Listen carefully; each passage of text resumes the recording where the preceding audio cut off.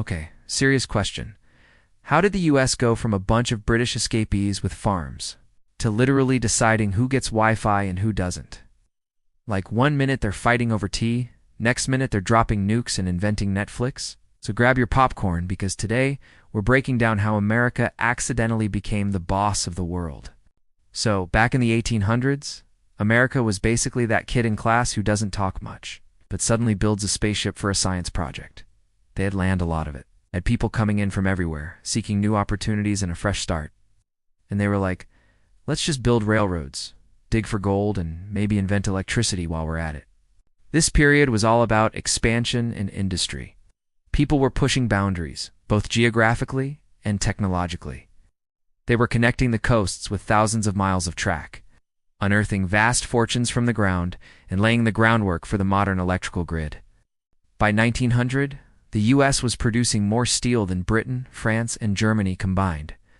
It was a whirlwind of progress, a unique mix of raw resources, human ambition, and a hands-off government approach that fueled incredible growth. It was like capitalism on Red Bull. Then came the 1900s, the time when Europe decided to play World War twice in a row. It was a devastating period that tore the continent apart. Everyone was broke, sad, and their cities looked like Minecraft after a creeper attack. The economic and human cost was astronomical. Meanwhile, America's over here like, you guys need money, guns, snacks. Geographically isolated from the main theaters of war, the US was in a unique position. They supplied weapons, food, and cash to the Allies and made a lot of money in the process. Their factories were running at full capacity while others were being destroyed. So when the war dust settled, guess who was left standing tall with working factories and all the gold? Yup, the US. The guy who didn't just survive the group project, he became the teacher. They emerged from the conflicts not just as a military victor, but as the world's undisputed economic powerhouse.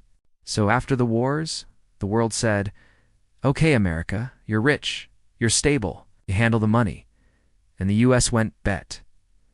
At the Bretton Woods Conference, they made the US dollar the world's main currency, pegging it to gold. It was a huge move that solidified their financial dominance. Then Hollywood started exporting dreams, cowboys, superheroes, love stories, and everyone ate it up. Movies became a powerful tool of cultural influence, showcasing an idealized American lifestyle to a global audience. Fast forward to the 1980s, McDonald's, Nike, and Michael Jackson were more famous than some countries. American brands and pop culture became symbols of modernity and coolness worldwide.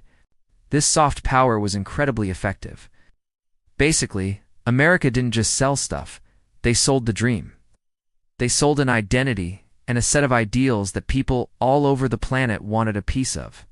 Then came the computers, and oh boy, America went full mad scientist mode.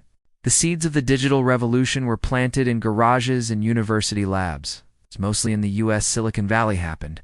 The internet was born out of a government project, and suddenly every country was like, Our kids are using your social media, your phones, your slang. From Microsoft and Apple in the early days to Google, Facebook, and Amazon later on. American tech companies built the platforms that the entire world now uses to communicate, work, and entertain themselves. This wasn't just an economic shift, it was a profound cultural one. It was cultural domination 2.0. The way we connect and the information we consume are now largely filtered through American-made algorithms. When you control the memes, you control the minds. But hey, it's not all fireworks and freedom fries. Being a superpower is complicated. America's had serious issues too, from the long struggle for civil rights, to divisive political protests, to ongoing debates about pollution and economic inequality. Power comes with problems both at home and abroad. The world watches every move they make. One bad decision in Washington, and boom, global chaos can follow, whether it's a financial crisis or a geopolitical conflict. But here's the thing.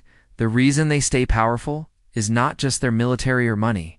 It's the people, the dreamers, the immigrants, the inventors from every corner of the globe who keep trying to make it better. It's this constant churn of reinvention and the pursuit of a more perfect union that remains one of its most enduring strengths. So why should you care? Because the story of how America became a superpower is not just about one country, it's about how innovation, diversity, and crazy ideas can literally change the planet. It's a case study in how a nation can leverage its unique circumstances, geography, resources, and human capital to rise to global prominence. Every country has the potential to find its own path and make its own mark on the world, just like they did. The forces that shaped America are universal. And maybe the next superpower isn't a country at all. Maybe it's you, sitting here watching this video thinking, wait, could we do that too? Yep, that's how it starts. With an idea, with ambition, with the belief that you can build something that changes everything. If you learned something, or at least laughed once, hit that like button. It helps a lot. Comment which country's story I should cover next. Maybe India, China, or Vikings. Thanks for watching, you absolute legend. And remember, history isn't just in books. It's in you.